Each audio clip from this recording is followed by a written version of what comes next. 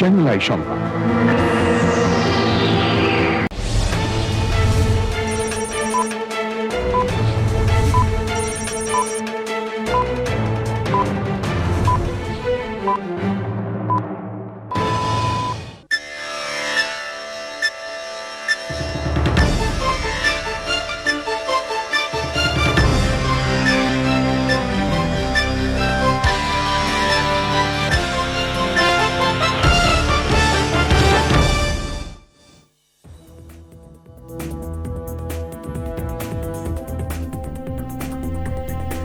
আসসালামু আলাইকুম, শুভেচ্ছা সহ আমন্ত্রণ চ্যানেল আই সংবাদে আপনাদের সাথে আছি আমি নবনীতা।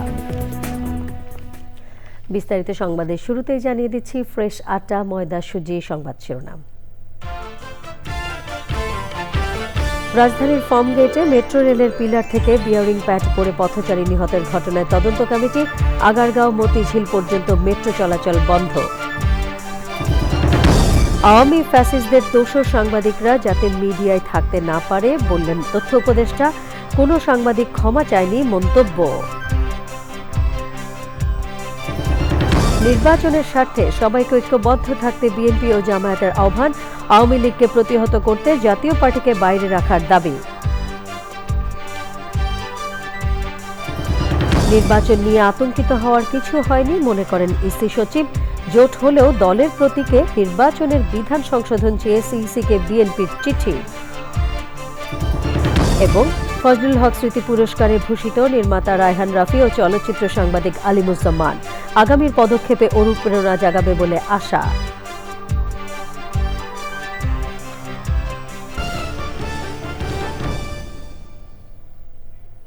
এছাড়াও নিটোল টাটা বিশেষ সংবাদে থাকছে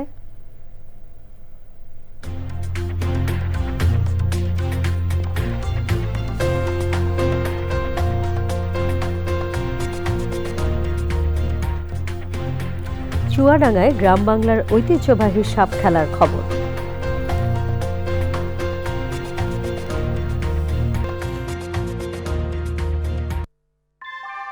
ভূমিকম্প সহনীয় মোস্ট ডিউরেবল দেশের প্রথম থার্মেক্স রড সালাম স্টিল। সালাম স্টিল বোঝে ডিউরেবিলিটি। সালাম স্টিল, মোস্ট ডিউরেবল স্টিল। সংবাদ শিরোনামগুলো জানাচ্ছিলাম। এখনকার সংবাদ আয়োজন একই সঙ্গে চ্যানেল আইয়ের ইউটিউব চ্যানেল এবং চ্যানেল আইয়ের ওটিটি প্ল্যাটফর্ম আই স্ক্রিনে লাইভ স্ট্রিমিং হচ্ছে। যাচ্ছি পুরো সংবাদে। রাজধানীর ফার্মগেটে মেট্রো রেলের পিলারের একটি বিয়ারিং প্যাড খুলে পড়ে আবুল কালাম নামে এক পথচারী নিহত হয়েছেন। আহত হয়েছেন 3 জন। ঘটনা তদন্তে 5 সদস্যের কমিটি গঠনের কথা জানিয়েছেন সড়ক পরিবহন ও সেতু উপদেষ্টা ফজলুল কবির খান। নিহতের পরিবারকে 5 লাখ টাকা ক্ষতিপূরণ দেওয়া হবে বলে জানিয়েছেন উপদেষ্টা। ওই ঘটনার 2.5 ঘন্টা পর বিকেল 3টায় উত্তরা থেকে আগারগাঁও পর্যন্ত মেট্রো রেল সেবা চালু হয়। পিলারে প্যাড স্থাপনের কাজ শুরু হওয়ায় বন্ধ আছে আগারগাঁও থেকে মতিঝিল পর্যন্ত মেট্রো রেল চলাচল। শাকের আদনান জানাচ্ছেন। দুপুর 12:30টার দিকে ফার্মগেটে মেট্রো রেলের 433 নম্বর পিলারের একটি রাবারের বিয়ারিং প্যাড খুলে আবুল কালাম নামে এক পথচারীর মাথায় আঘাত হানে। এতে 35 বছর বয়সী কালাম ঘটনাস্থলেই নিহত হন। তার গ্রামের বাড়ি শরীয়তপুরে। পুলিশ বলছে খুলে পড়া ওই প্যাডের ওজন প্রায় 50 কেজি। আবুল কালাম ওই সময় ফুটপাতের দোকানে চা খাচ্ছিলেন। মেট্রোতে উঠতেছিলাম, হঠাৎ করে একটা আওয়াজ হলো। তারপর এসে দেখি যে অনেক মানুষ জড়ো হয়ে গেছে। এসে দেখি যে এক ভাইয়ের উপরে আপনার মেট্রো রেলে যে রাবার বেয়ারিং রয়েছে ওই ধরনের একটা জিনিস সোনার উপরে পড়েছে। বেয়ারিং প্যাড ওইটা তার মাথায় পড়ে এবং সে স্পট ডেড হয়, সাথে সাথে মারা যায়। ওই ঘটনার পর বন্ধ হয়ে যায় মেট্রো রেল চলাচল। ঘটনাস্থল পরিদর্শনে আসেন ঢাকা ম্যাস ট্রানজিট কোম্পানির ব্যবস্থাপনা পরিচালক প্রকৌশলী ফারুক আহমেদ এবং সড়ক পরিবহন ও সেতু উপদেষ্টা ফজলুল কবির খান। 2 সপ্তাহের মধ্যে কমিটি রিপোর্ট দেবে। 2 সপ্তাহের মধ্যে। এবং এই কমিটি কি দেখবে সেটা হচ্ছে, প্রথম কথা হচ্ছে যে এটা কি ডিজাইন ডিফেক্টের কারণে হয়েছে, যে এটা কি নির্মাণের কাজের ত্রুটির জন্য হয়েছে, নাকি কোনো নাশকতামূলক কিছু হয়েছে, কি কারণে সেটা দেখবে। ডিজাইনের সমস্যা হইতেও পারে, ওটা আমি এখন রুল আউট করতে পারি না, বলতে পারিনি যে না বা এটা ডিজাইনের সমস্যা, তো তারপর কনস্ট্রাক্টেবিলিটিও হইতে পারে। বিকেলে পিলারে প্যাড স্থাপনের কাজ শুরু হয়। এর আগে গত বছরের সেপ্টেম্বরে ফার্মগেটে মেট্রো রেল লাইনের পিলারের একটি বিয়ারিং প্যাড খুলে পড়েছিল। সে সময় প্রায় 11 ঘন্টা বন্ধ ছিল ট্রেন চলাচল। Shakir Adnan, channel I, Dhaka. নির্বাচন যেন বাধাগ্রস্ত না হয় সেজন্য সব রাজনৈতিক দলকে ঐক্যবদ্ধ থাকার আহ্বান জানিয়েছেন বিএনপি ও জামায়াতে ইসলামী।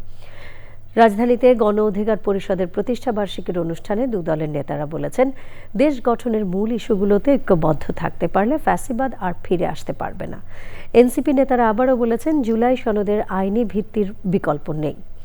আর আওয়ামী লীগকে প্রতিহত করতে নির্বাচন থেকে জাতীয় পার্টিকে বাইরে রাখার দাবি জানিয়েছে গণ অধিকার পরিষদ। তাফহিমুল ইসলাম জানাচ্ছেন। 2018 সালে কোটা আন্দোলনের নেতৃত্ব থেকে উঠে আসা রাজনৈতিক দল গণ অধিকার পরিষদের চতুর্থ প্রতিষ্ঠাবার্ষিকীর অনুষ্ঠান। শুভেচ্ছা জানান বিভিন্ন রাজনৈতিক দলের শীর্ষ নেতারা। আগামীর বাংলাদেশ বিনির্মাণে সবাইকে ঐক্যবদ্ধ থাকার আহ্বান জানান বক্তারা। সাংঘর্ষিক রাজনীতির পথ পরিহার করে গণতন্ত্রের ধারা অব্যাহত রাখতে অংশগ্রহণমূলক নির্বাচনের আহ্বান জানান তারা। নির্বাচনকে যদি বাধাগ্রস্তে যায় তাহলে কিন্তু গণতন্ত্র প্রতিষ্ঠিত করার কোনো সুযোগ নেই। আমাদের মধ্যে যেটা অমিল থাকবে, আমরা জনগণের কাছে যাব, আমরা জনগণের ম্যান্ডেট নেব, আমরা ম্যান্ডেট নিয়ে সেটা আমরা সমাধান করব। একটি নতুন বাংলাদেশ, একটি মানবিক বাংলাদেশ বিনির্মাণের পথে অনেক বাধা আমাদের আসবে। রাজনৈতিক মত পথের ভিন্নতা থাকার সত্ত্বেও আমরা যেন দেশ গঠনের মেজর ইস্যুতে যেন আমরা জাতীয় ঐক্যমত থাকতে পারি। একটি প্রশ্নে যে বাংলাদেশের স্বাধীনতা, সার্বভৌমত্ব, গণতন্ত্র, এই প্রশ্নে আমরা এক থাকবো। আর দ্বিতীয় প্রশ্ন হচ্ছে ফ্যাসিবাদকে যেন আমরা কোনোভাবে বাংলাদেশে প্রত্যাবর্তন হতে দেব না।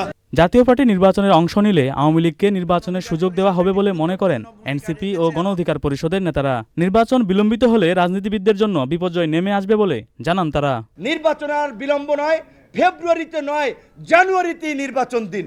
কারণ নির্বাচন না হলে আমাদের জন্য সংকট অপেক্ষা করছে এবং আমাদের অস্তিত্ব হুমকির মুখে পড়বে। আওয়ামী লীগকে ফ্যাসিবাদী করেছে যে জাতীয় পার্টি, আওয়ামী লীগ এবং জাতীয় পার্টি আগামী নির্বাচনে অংশগ্রহণ করতে পারবে না। কাজে বাংলাদেশকে আজকে দাঁড় করাতে হলে আমাদের জনগণকে ঐক্যবদ্ধ রাখার রাজনৈতিক ব্যবস্থা লাগবে, আর সেইটা গণতান্ত্রিক ব্যবস্থা, এবং সেই জায়গাটা আমরা তৈরি করতে সবাই মিলে ভূমিকা রাখবো। নির্বাচন ছাড়া সংস্কার ভালোভাবে সম্ভব নয় উল্লেখ করে নতুন বাংলাদেশ বিনির্মাণের জন্য নির্বাচনের তাগিদ দেন নেতারা। তাফহিমুল ইসলাম, চ্যানেল আই, ঢাকা। পরিবেশ, বন ও জলবায়ু পরিবর্তন মন্ত্রণালয় এবং পানি সম্পদ মন্ত্রণালয়ের উপদেষ্টা সৈয়দা রিজওয়ানা হাসান বলেছেন, বন্যপ্রাণী রক্ষায় শুধু আইন নয়, মনস্তাত্ত্বিক ও আচরণগত পরিবর্তন জরুরি। রাজধানীর আগারগাঁওয়ে বন অধিদপ্তরে আন্তর্জাতিক মিঠা পানির ডলফিন দিবসের আলোচনায় তিনি আরও বলেন, যদি মানুষ নিরীহ প্রাণীর প্রতি নিষ্ঠুর হয় তা সমাজের মূল্যবোধের অবক্ষয়ের প্রতিফলন। আয়োজনের প্রধান বন সংরক্ষক আমির হোসেন চৌধুরী বলেন, নদী দূষণ রোধে কার্যকর ব্যবস্থা গ্রহণ করে ডলফিনের নিরাপদ অভয়ারণ্য ফিরিয়ে আনতে হবে। অনুষ্ঠানে বন সংরক্ষক মোহাম্মদ সানাউল্লাহ পাটোয়ারি এবং অন্যরাও ছিলেন। মারা যায় তার প্রায় ৮০% ডলফিনই মারা যায় জেলেদের ফাঁস জালে আটকিয়ে। সো আমাদের যারা মাছ ধরে জেলে ভাইরা, তাদেরকে শিখাতে হবে যে ডলফিন জালে আটকা পড়লে কিভাবে ডলফিনটি ছেড়ে দিতে হয় যাতে ডলফিনটি বেঁচে যায়। দূষণ কমানোর সমস্যার সমাধান হবে তা না, আমাদের কিন্তু একই সাথে আমাদের আচরণগত এবং মনস্তাত্ত্বিক পরিবর্তন আনতে হবে। আমরা যদি ক্ষমতা দেখানোর জন্য নিরীহ মেছো বিড়ালকে বেছে নেই, ক্ষমতা দেখানোর জন্য ডলফিনকে বেছে নেই, এদের অস্তিত্বের সাথে কিন্তু আবার আমাদের অস্তিত্ব সম্পৃক্ত।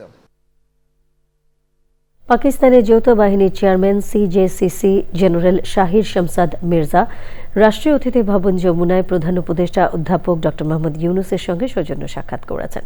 সাক্ষাতে তারা বাংলাদেশ ও পাকিস্তানের দ্বিপাক্ষিক সম্পর্ক, বাণিজ্য ও বিনিয়োগের ক্রমবর্ধমান গুরুত্ব এবং প্রতিরক্ষা সহযোগিতা সহ বিভিন্ন বিষয় নিয়ে আলোচনা করেন।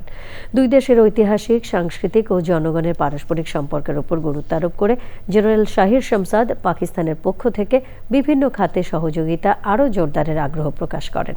প্রধান উপদেষ্টা বলেন, ভুয়া খবর ও বিভ্রান্তিকর তথ্য এখন সামাজিক যোগাযোগ মাধ্যমে ছড়িয়ে পড়ছে। এটি বিশৃঙ্খলা সৃষ্টির জন্য ব্যবহার করা হচ্ছে। এই বিপদের বিরুদ্ধে বৈশ্বিকভাবে ঐক্যবদ্ধ প্রচেষ্টা প্রয়োজন। সাক্ষাৎকারে জাতীয় নিরাপত্তা উপদেষ্টা ডক্টর খলিলুর রহমান, সিনিয়র সচিব ও এসডিজি বিষয়ক মুখ্য সমন্বয়ক লামিয়া মোর্শেদ এবং বাংলাদেশে নিযুক্ত পাকিস্তানের হাই কমিশনার ইমরান হায়দার উপস্থিত ছিলেন।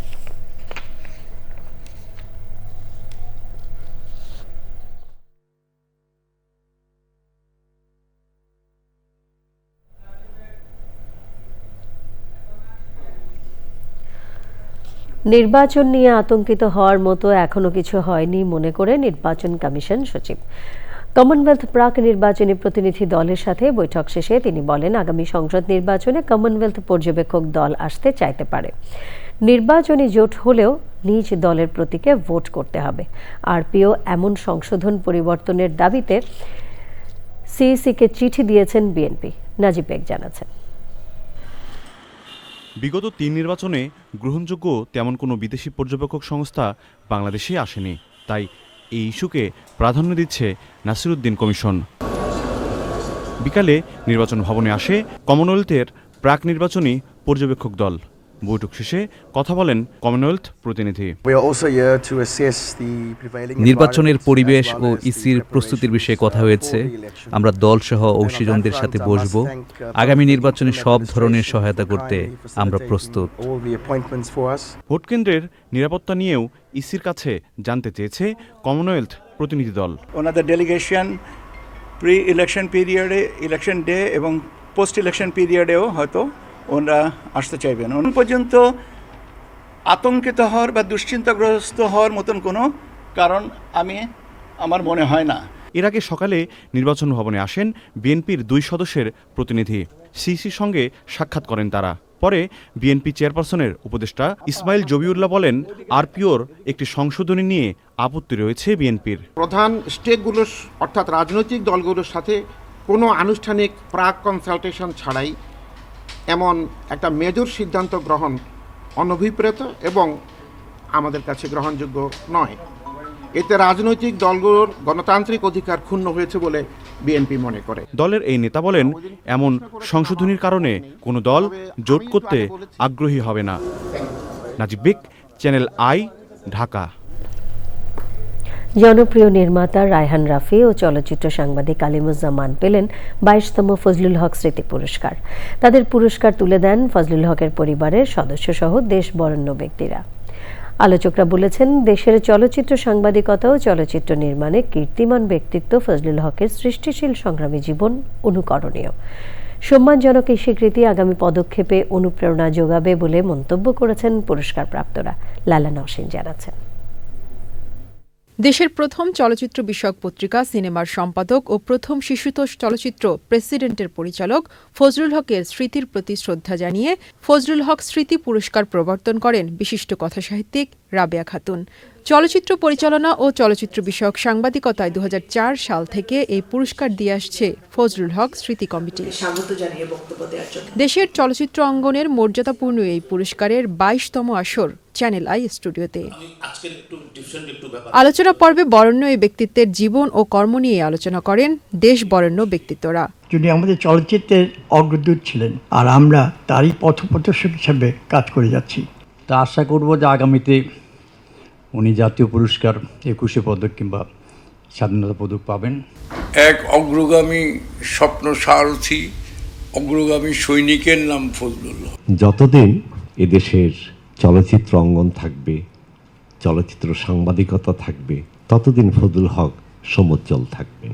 সেই সময় তিনি যে চলচ্চিত্র, যে মানুষ, যে গঠন, যে সমস্ত করে দিয়ে গেছেন, সেটা তার জন্য আমরা সবাই তার কাছে কৃতজ্ঞ থাকব। স্বাধীনতা পুরস্কার, 21 পদক, এই ধরনের পুরস্কারগুলোতে যেন তাকে অন্তর্ভুক্ত করা হয়। সেই মানুষটির কর্মের ধারাটাকে কিভাবে আসলে আমরা রাখতে পারি আমাদের সঙ্গে।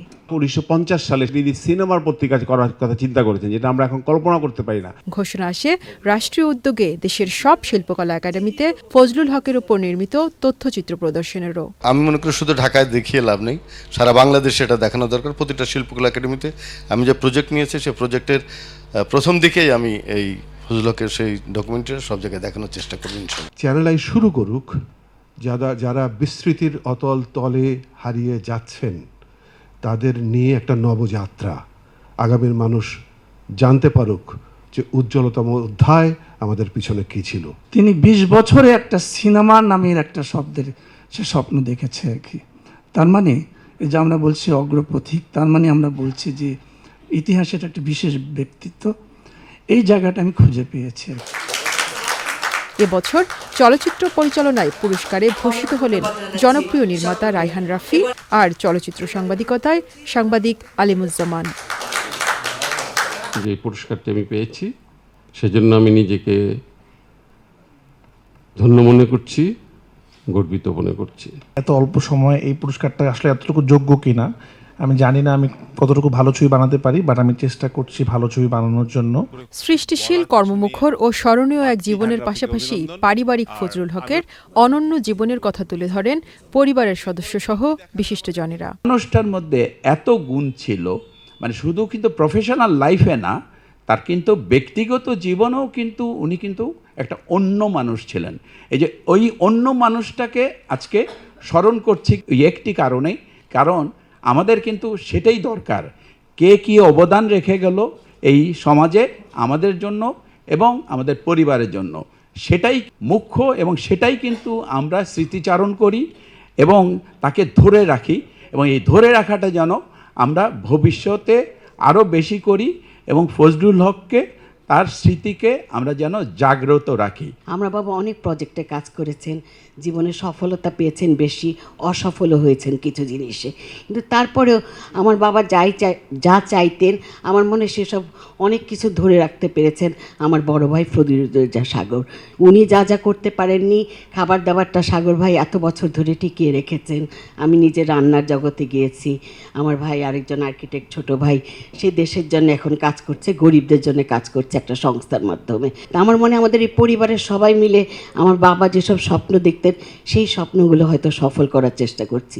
2004 সাল থেকে এ পর্যন্ত 44 জন চলচ্চিত্র পরিচালক ও সাংবাদিক পেয়েছেন সম্মানজনক এই পুরস্কার। আয়োজনে প্রদর্শন করা হয় শহীদুল হক সাচ্চু পরিচালিত ফজলুল হক স্মরণে নির্মিত প্রামাণ্যচিত্র সম্মুখযাত্রী ফজলুল হক। Laila Naushin, channel I, Dhaka. এবারে ভোটের হাওয়া।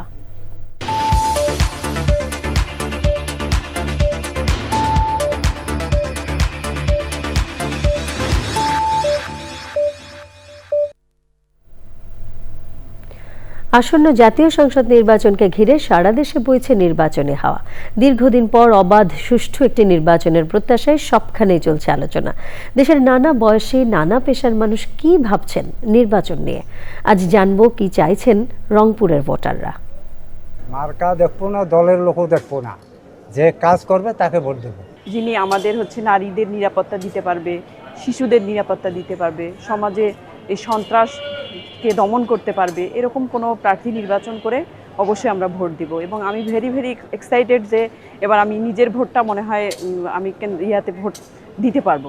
যে ব্যক্তিটাকে আমরা দেব তারা যেন আমাদের সুখে দুঃখে আমাদের পাশে থাকতে পারে, আমরা যেন তাকে পাই, তার সঙ্গে দেখা করতে গেলে যেন কোনো দালাল ধরি দেখা না করতে হয়, এবং আমাদের রাস্তাঘাট এবং দুর্নীতি দমন এইসব কাজ যে ব্যক্তিটা করতে পারবে আমরা তাকেই ভোটটা দেব, এবং সে যে কোনো দলে হোক না কেন। সব শঙ্কাকে দূর করে একটা সঠিক জনগণের আশা আকাঙ্ক্ষার প্রতিফলন ঘটানোর মতো একটি নির্বাচন এদেশে অনুষ্ঠিত হবে বলে আমরা এখনও বিশ্বাস করি, আশা করি, এবং সরকার সেটা আমাদেরকে উপহার দেবে বলে আমরা মনে করি। সেটা হলেই আমাদের দেশের উন্নয়ন এবং দেশের কল্যাণ হবে। শান্তশিষ্টভাবে আমরা ভোট দিতে চাই, যে গন্ডগোল ফাসাদ জানি না হয়। আমরা নিজেরাই নিজের ভোট নিজেরাই দেব, যাতে খুশি তাতে দেব। এবারের নির্বাচনের মাধ্যমে যেন এই শিক্ষা ব্যবস্থা, যে শিক্ষা কাঠামো, এটি যেন সুন্দর সুষ্ঠুভাবে করা হয়, এবং আমরা যারা ভোটার রয়েছি, তরুণ ভোটার, তারা যেন নির্বিঘ্নে শান্তি শৃঙ্খলভাবে ভোট দিতে পারি। জুলাইয়ের যে আকাঙ্ক্ষা ছিল আমাদের, সেই আকাঙ্ক্ষা যেন এই ভোটের মাধ্যমে বাস্তবায়ন হয়, এটাই আমি প্রত্যাশা করছি। জুলাই গণ অভ্যুত্থানে এতগুলো প্রাণ ঝরে গেছে, যেটার মূল লক্ষ্য ছিল যে দেশ থেকে স্বৈরাচারতন্ত্র চলে যাবে এবং একজন সরকার আসবে যেন এই বাংলাদেশের মানুষের বাক স্বাধীনতা ফিরে আসে এবং কোনো ধরনের সন্ত্রাসী দুর্নীতি না থাকে। তাই আমি সেখানেই ভোটটা দিব, যেই সরকার এই আমাদের যে তরুণ, এই তরুণদের বেকারত্ব দূর করবে এবং এই বাংলাদেশকে একটি সুন্দর বাংলাদেশ হিসেবে গঠন করবে।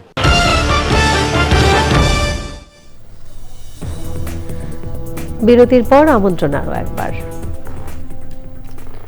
তথ্য উপদেষ্টা মাহফুজ আলম বলেছেন, আওয়ামী লীগ ফ্যাসিস্টদের দোসর সাংবাদিক যারা এখনো বিভিন্ন মিডিয়া হাউসে রয়েছেন তারা যেন থাকতে না পারেন। তিনি বলেন, একটি রাজনৈতিক দল তাদের অতীত কর্মকাণ্ডের জন্য বারবার ক্ষমা চাইছে, কিন্তু কোনো সাংবাদিক কোনো ধরনের ক্ষমা চায়নি। ওবায়দুল রশিদ জানাচ্ছেন। ঢাকা রিপোর্টার্স ইউনিটির মিট দ্য রিপোর্টার্সে প্রধান অতিথি তথ্য ও সম্প্রচার মন্ত্রণালয়ের উপদেষ্টা মাহফুজ আলম।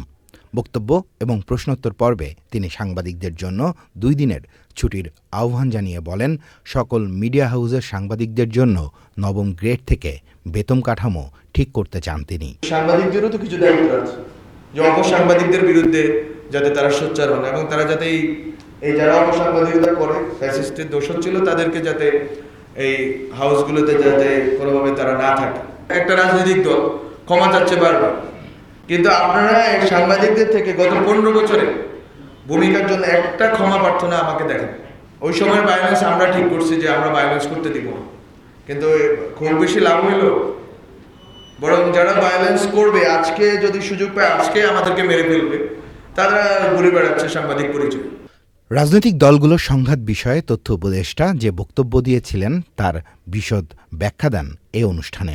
আমি বলছি যে বাংলাদেশে যেই ধরনের ক্রাইসিসগুলো ডেভেলপ করতেছে, প্রধান উপদেষ্টা থাকার কারণে, আস্থার কারণে জুলাই সনদ অন্তর্ভুক্ত এটার মধ্যে রাজনৈতিক দলগুলো সংঘাতে জড়াচ্ছেন, কিন্তু যখন উনি চলে যাবেন এই সংঘাত যেই ক্ষেত্রগুলো তৈরি হয়েছে, পরবর্তী সরকার এসে এটা আসলে মোকাবেলা করতে পারবে কিনা, এই সংঘাতের সাথে ধর্মীয় যেই চেতনা বা আবেদন এটা যদি যুক্ত হয় তাহলে এটা কোন জায়গায় গিয়ে ঠিক, কারণ এটা মাজার নিয়ে একটা আলোচনা চলতেছে।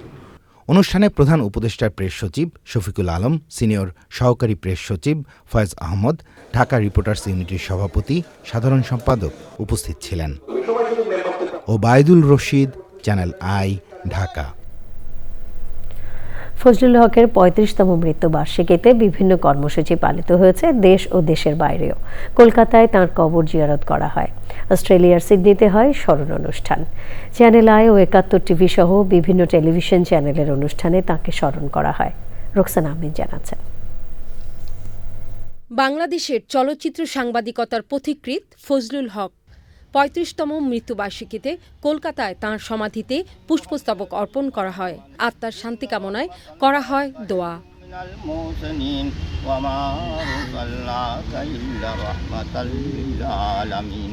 অস্ট্রেলিয়ার সিডনিতে ফজলুল হক রিসার্চ সেন্টার আয়োজিত আলোচনা সভায় তাঁর জীবনী পাঠ সহ তাঁকে নিয়ে নির্মিত তথ্যচিত্র প্রদর্শিত হয়।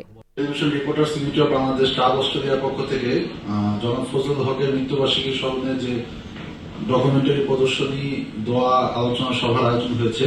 বাংলাদেশের চলচ্চিত্র সাংবাদিকতার পথিকৃৎ ছিলেন ফজলুল হক, যিনি দেশের প্রথম চলচ্চিত্র বিষয়ক পত্রিকা সিনেমা প্রকাশ করেন।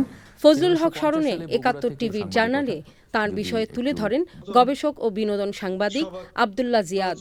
উনি 60-এর দশকে ঢাকা বিশ্ববিদ্যালয়ের শিক্ষকতা শুরু করলেন, খণ্ডকালীন শিক্ষক শুরু করলেন, কিন্তু সেই শিক্ষকতা ছেড়ে উনি চলচ্চিত্র সাংবাদিকতায় আসলেন। অর্থাৎ শিক্ষকতা ছেড়ে চলচ্চিত্র সাংবাদিকতা এসে এখানে উনি একটা হ্যাবক সৃষ্টি করে ফেললেন। রোকসানা আমিন, চ্যানেল আই। বিএনপির ধানের শীষ প্রতীকের সমর্থনে ঢাকা 9 আসনের নেতাকর্মীরা মিছিল করেছেন। দুপুরে রাজধানীর দক্ষিণ বনশ্রীর মাদারটেক প্রজেক্ট মোড় থেকে মিছিল শুরু হয়, খিলগাঁও গিয়ে মিছিল শেষ হয়। কর্মসূচিতে প্রধান অতিথি ছিলেন জাতীয়তাবাদী মহিলা দলের সভানেত্রী আফরোজা আব্বাস। বিশেষ অতিথি ছিলেন বিএনপির জাতীয় নির্বাহী কমিটির সদস্য হাবিবুর রশিদ হাবিব। কর্মসূচিতে ঢাকার 9 আসনের সবুজবাগ, খিলগাঁও ও মুগদা থানা বিএনপির নেতাকর্মীরা অংশ নেন।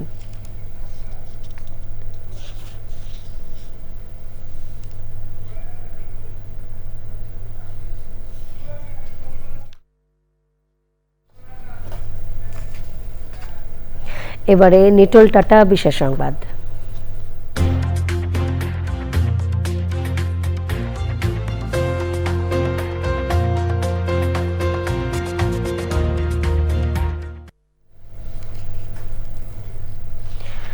চুয়াডাঙ্গায় গ্রাম বাংলার ঐতিহ্যবাহী সাপ খেলা হয়েছে। চুয়াডাঙ্গা পৌরসভার 1 নম্বর ওয়ার্ড বিএনপির আয়োজনে সাপ খেলায় অংশ নেন বিভিন্ন এলাকার সাপুরেরা।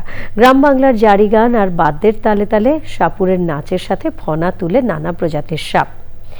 সাপকে বশে এনে চলে সাপুরেদের শ্রেষ্ঠত্বের লড়াই। সাপুরের নানা অঙ্গভঙ্গিতে সাপের নাচ উপভোগ করতে ভিড় করেন শত শত দর্শক। গ্রামবাসীকে আনন্দ দিতে প্রতি বছরই সাপের খেলার আয়োজন করা হবে বলে জানিয়েছেন আয়োজকরা।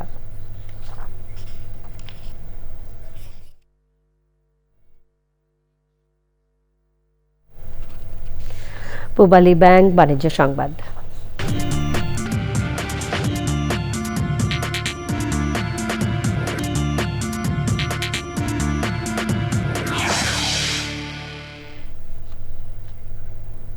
সাবেক মার্কিন প্রেসিডেন্ট রোনাল্ড রিগানকে ব্যবহার করে শুল্ক বিরোধী বিজ্ঞাপনকে কেন্দ্র করে কানাডীয় পণ্যের ওপর আরও 10% শুল্ক বাড়ানোর ঘোষণা দিয়েছেন মার্কিন প্রেসিডেন্ট ডোনাল্ড ট্রাম্প। বিজ্ঞাপনটিকে তিনি প্রতারণা ও শত্রুতামূলক বলে উল্লেখ করেছেন। সামাজিক যোগাযোগ মাধ্যমে দেয়া এক পোস্টে ট্রাম্প অভিযোগ করেন কানাডা বিজ্ঞাপনটি সরিয়ে নেওয়ার প্রতিশ্রুতি ভঙ্গ করেছে। তিনি লিখেন, তাদের তথ্য বিকৃতি এবং শত্রুতামূলক আচরণের কারণে কানাডার পণ্যে বর্তমান হারের ওপর আরও 10% শুল্ক বৃদ্ধি করা হচ্ছে। বর্তমানে কানাডার সব পণ্যের ওপর 35% মার্কিন শুল্ক রয়েছে। সীমান্ত সংঘাত নিরসনে মালয়েশিয়ার মধ্যস্থতায় শান্তি চুক্তিতে সই করেছে থাইল্যান্ড ও কম্বোডিয়া। চুক্তি সই প্রত্যক্ষ করেছেন মার্কিন প্রেসিডেন্ট ডোনাল্ড ট্রাম্প এবং আসিয়ান সভাপতি মালয়েশিয়ার প্রধানমন্ত্রী আনোয়ার ইব্রাহিম। এশিয়ায় এবারের সফরে চীনা প্রেসিডেন্টের সঙ্গে বৈঠক করবেন ডোনাল্ড ট্রাম্প।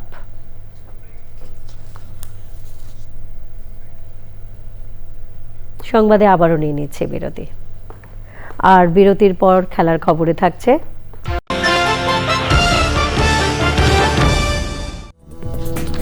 বিরতির পর আপনাদের সাথে আছি চ্যানেল আই সংবাদ নিয়ে। বিশিষ্ট বিজ্ঞানী ও লেখক রেজাউর রহমান মারা গেছেন। ইন্না লিল্লাহি ওয়া ইন্না ইলাইহি রাজিউন। সকাল 10:30টায় রাজধানীর ল্যাবেড হাসপাতালে মারা যান তিনি। রেজাউর রহমান দৈনিক প্রথম আলো সম্পাদক মতিউর রহমানের বড় ভাই। স্বজনেরা জানিয়েছেন, রেজাউর রহমানের মরদেহ ল্যাবেড হাসপাতালের হিমঘরে রাখা হবে। ছোট মেয়ে যুক্তরাষ্ট্র থেকে দেশে ফেরার পর তাঁর দাফনের বিষয়ে সিদ্ধান্ত হবে। রেজাউর রহমান ঢাকা বিশ্ববিদ্যালয়ের জীববিজ্ঞান বিভাগ থেকে এমএসসি করেন 1965 সালে। তিনি বাংলাদেশ পরমাণু শক্তি কমিশনে 35 বছর চাকরি করেছেন। এক সময় তিনি খণ্ডকালীন অধ্যাপক হিসেবে জাহাঙ্গীরনগর বিশ্ববিদ্যালয়ে শিক্ষকতা করেন। বিজ্ঞান বিষয়ক লেখক হিসেবে রেজাউর রহমান জনপ্রিয় ছিলেন। এছাড়াও তিনি বেশ কিছু উপন্যাস ও গল্প লিখেছেন। রেজাউর রহমান 2024 সালে বিজ্ঞান বিষয়ে বাংলা একাডেমি সাহিত্য পুরস্কার লাভ করেন। নির্বাচিত পরিচালনা পর্ষদ না থাকায় বেসরকারি শিক্ষা প্রতিষ্ঠানগুলোতে নানা অনিয়ম দুর্নীতি চলছে অভিযোগ তুলে 30 নভেম্বরের মধ্যে নির্বাচন দাবি করেছে অভিভাবক ঐক্য ফোরাম। রাজধানীর সেগুনবাগিচায় ক্রাইম রিপোর্টার্স অ্যাসোসিয়েশনের সংবাদ সম্মেলনে এ দাবি তুলে ধরা হয়। সংগঠনের সভাপতি বীর মুক্তিযোদ্ধা মোহাম্মদ জিয়াউল কবির দুলুর সভাপতিত্বে লিখিত বক্তব্য পাঠ করেন সাধারণ সম্পাদক মোহাম্মদ সেলিম মিয়া। অনুষ্ঠানে আইডিয়াল স্কুলের গভর্নিং বডির সাবেক সদস্য মোহাম্মদ আলী সহ অন্যরা উপস্থিত ছিলেন।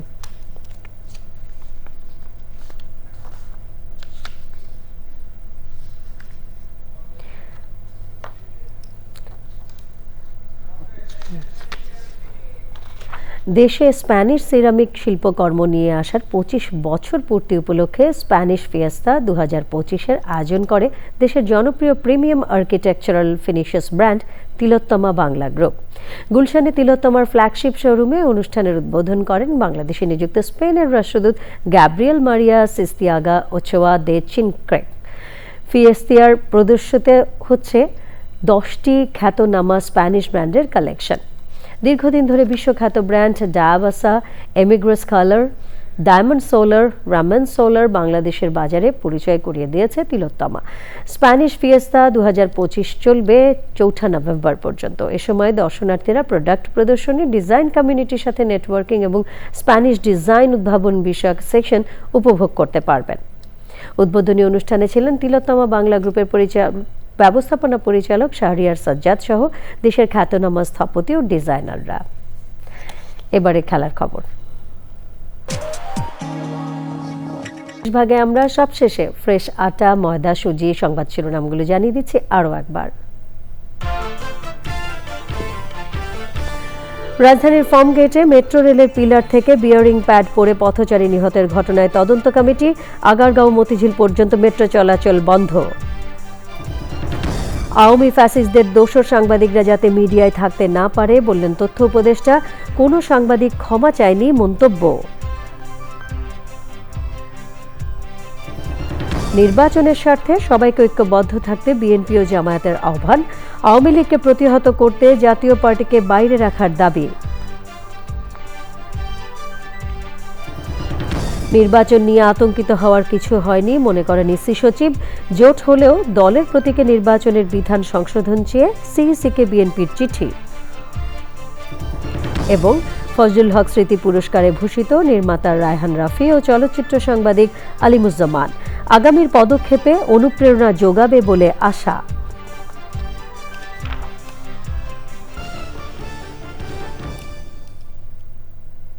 পরবর্তী সকল সংবাদ দেখার আমন্ত্রণ রইল। ধন্যবাদ সবাইকে।